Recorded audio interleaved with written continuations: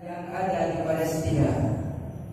لأن فلسطين كما سمى الله تبارك وتعالى في القرآن الكريم الأرض المباركة أو الأرض المقدسة هي ملك للأمة الإسلامية كلها. Maka perlu kita ketahui, Palestina itu seperti yang Allah abadikan di dalam Al-Quran.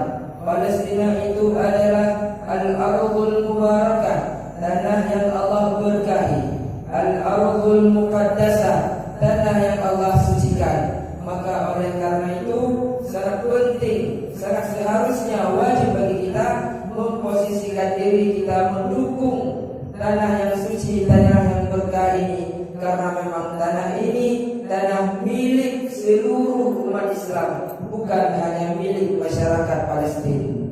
والمسجد الأقصى الذي هو في فلسطين إنما هو شقيق المسجد الحرام كما أخبرنا الله تبارك وتعالى في القرآن فقال سبحان الذي أسرى بعبده ليلا من المسجد الحرام إلى المسجد الأقصى.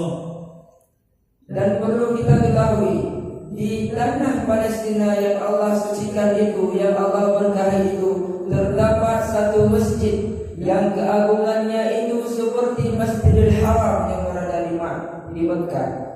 Masjid apakah itu? Yaitu Masjidil Aqsa, yang mana Allah telah mengabadikan di dalam Al-Quran, dalam surat Al-Isra yang sering kita dengar, yaitu yang artinya Maha Suci Allah, yang telah mengantarkan Nabi Muhammad SAW dari Masjidil Haram ke Masjidil Aqsa alladzi barakna haulah. Di situ Allah ada menyebutkan dalam firman-Nya alladzi barakna haulah, yang mana tanah itu Allah berkahi di sekitarnya.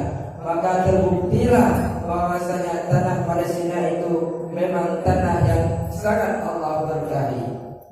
المسجد الأقصى الذي يقصده الفلسطينيون ويذهبون إليه للصلاة فيه فيمنعهم الاحتلال الإسرائيلي من دخوله بل ويعتدي على المصلين والمصليات هناك. Maka Masjidil Aqsa ini tentu masyarakat Palestina sangat ingin untuk bisa masuk dan salat di dalam Masjidil Aqsa tersebut, karena memang masjid tersebut sangat banyak pahala jika kita salat di masjid itu. Tetapi apa yang terjadi jemaah semuanya? Zionis Israel telah membatasi itu. Zionis Israel telah menjajah masjid tersebut, sehingga banyak dari masyarakat Palestina tidak mampu untuk masuk dan untuk salat di Masjidil Aqsa karena atas kecaman-kecaman yang dilakukan oleh Zionis Israel. بل ويقيم حول المسجد الأقصى سورا يسمى جدار الفصل العنصري ليمنع الفلسطينيين من دخول المسجد الأقصى.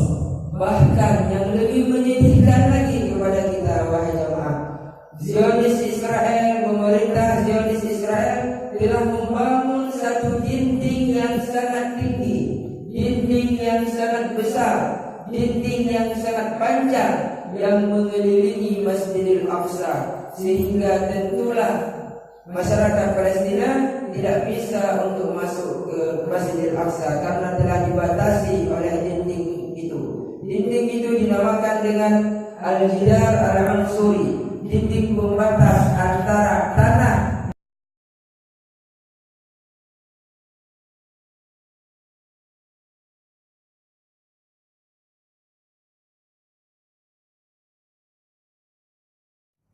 dan penjajahan yang dilakukan oleh Zionis Israel terus berlangsung. Tidak bosan-bosannya Zionis Israel melakukan penjajahan terhadap masyarakat Palestina.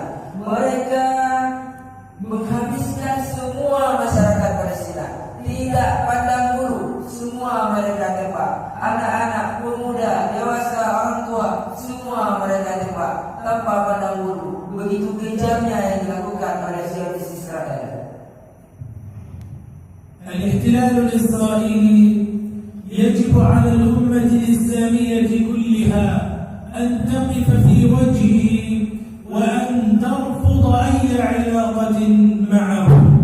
Karena kekejian-kekejian yang dilakukan pada Zionis Israel tidak pernah berhenti-hentinya, selalu terjadi. Maka seyogianya, wajibnya bagi kita selaku saudara